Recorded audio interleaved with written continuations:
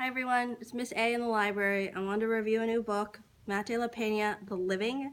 I really like Matt de la Pena. He usually writes realistic fiction, so I wasn't excited when he came out with this action-adventure series. This is book one. But I started reading it, and it's one of those books that I couldn't put down. It's about a teenager. His name is Shy.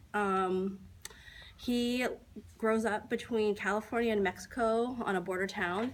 He lives with his mom and his auntie and his nephew, and he used to live with his grandmother, but she recently passed away from a very mysterious illness called the Romero disease.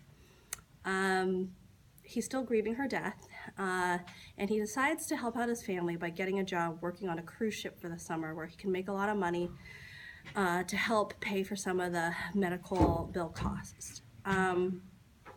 On the cruise ship, he is serving a lot of people with a lot of money, but he does have some good friends and he has a crush, so his life's pretty interesting.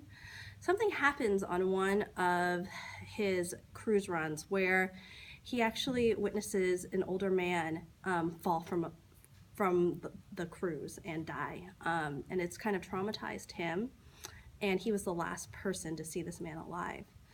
Not only that, they're in the middle of the ocean trying to get to Hawaii when this book starts, and some strange weather starts to occur. So I'm going to read a little bit from that section. We have been advised to discontinue the voyage until we regain satellite connection. Again, ladies and gentlemen, approximately 35 minutes ago, a catastrophic earthquake hit California, and we have been advised. Shy only caught bits and pieces of the rest of the announcement. Something about connecting to a news feed, about passengers remaining in their muster stations and the threat of rough seas. Mostly, though, Shy tried to make sense of his own jumbled thoughts. An earthquake in California, off the Richter scale. It was the big one everyone had always talked about. And how bad was catastrophic? Did that mean everyone was dead? Was his family dead? Had all the buildings been leveled? He tried to imagine his street back home, his high school and apartment complex, the hospital where his mom and sister sat waiting for the medicine to fix Miguel. Shy's breathing started going way too fast, like he was hyperventilating, because his thoughts now turned to the ship.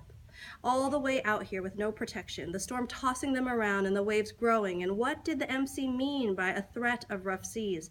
Wasn't it rough already? Shy kneeled down and tried to calm his breathing, but he couldn't. They had to hurry and get to Hawaii, or turn around and go back home. They couldn't just sit out here in the middle of the ocean. They had to do something. So you're gonna find out what happens to Shy, what happens to this cruise ship. I'm gonna warn you in advance, it's a pretty crazy, deadly scene.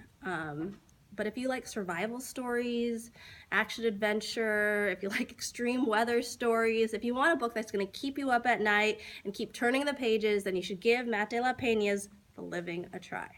Thanks so much.